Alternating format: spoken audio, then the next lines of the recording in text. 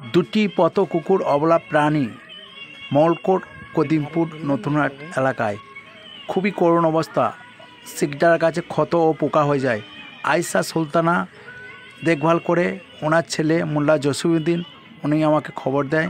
ওনার খবর পেয়ে তড়িঘড়ি যায়।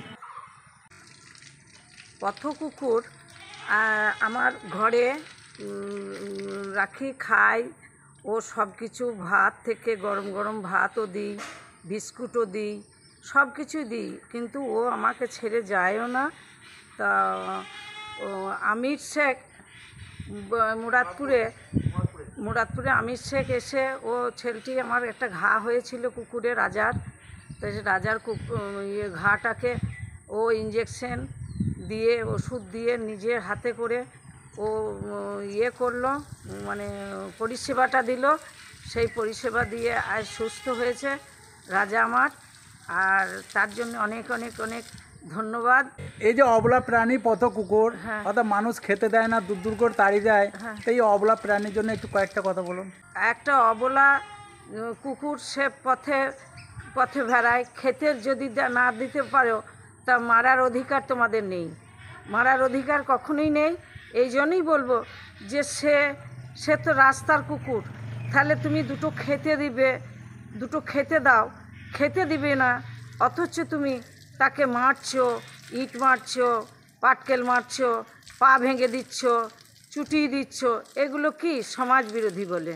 এগুলো মানুষ, সুস্থ সমাজের মানুষ বলা যায় না। আপনার নাম পরিচয় একটু? আমার নাম হচ্ছে আয়েশা সুলতানা, আমি একজন জাজের স্ত্রী, পদিমপুর, নতুনহাট পদিমপুর, মঙ্গলকোট পিএস। আজকে আমি এসেছি পূর্ব বর্ধমান মঙ্গলকোট পদিমপুর গ্রামে। এই যে আমার পাশে রয়েছে চাচি, খুব ভালো মানুষ। উনি অবলা প্রাণী পথ কুকুরকে দুবেলা খাবার দেয় নিজের হাতে করে, এবং কয়েকটি পথ কুকুর আমি প্রায় দেখি যে ক্ষত ঘা থাকলে আমার সাথে যোগাযোগ করে, আমি বছর দুয়েক আগে আমাকে চাচি খবর দেয়, আমি এসে সেবা করি, সেই কুকুর সুস্থ হয়। এবং একটি পথ কুকুরটির নাম দিয়েছে রাজা। রাস্তার পথ কুকুর, কিন্তু অবলা প্রাণীর পাশে এই যে চাচি খাবার দেয়, এবং ক্ষত ঘা থাকলে তার চিকিৎসাও করে থাকে হসপিটালে নিজে। এবং এই অবলা প্রাণী পথ কুকুর হয়তো তুলে নিয়ে যাওয়ার মতো মানুষ থাকে না। পিঠের শিকদার কাছে এতটাই ক্ষত পোকা হয়ে যায়, আমাকে দুদিন আগে ফোন করে, এবং আমি দুদিন ধরে কুকুরটির কাছে এসে তার সেবা শুশ্রূষা করি, এবং কুকুরটি সুস্থ।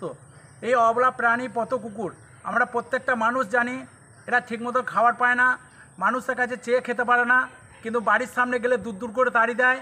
তাই এই অবলা প্রাণীর প্রত্যেকটা মানুষ এগিয়ে আসা দরকার।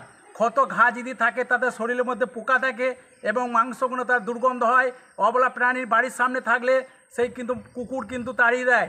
কিন্তু ওই শরীরে যদি পোকা বসে, সেই পোকাগুলো উড়ে খাবারের দোকানে বসে, কিন্তু প্রত্যেকটা মানুষ আমরা কিন্তু সেই খাবার কিনে খাই, কিন্তু আমাদের শরীরের মধ্যে সেই খাবার গেলে তারা একটা শরীরে রোগ ছড়ানোর সম্ভাবনা থেকে যায়।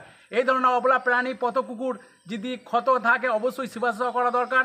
আজকে যে অবলা প্রাণী পথ কুকুর খাবার পাচ্ছে না, আমাদের বাড়ির খাবার যদি বাড়তি বেড়ে যায়, কেরির মধ্যে ভরে ডাস্টবিনে ফেলে দিই, কিন্তু সেই খাবারটা আমরা অবলা প্রাণীকে দিই না।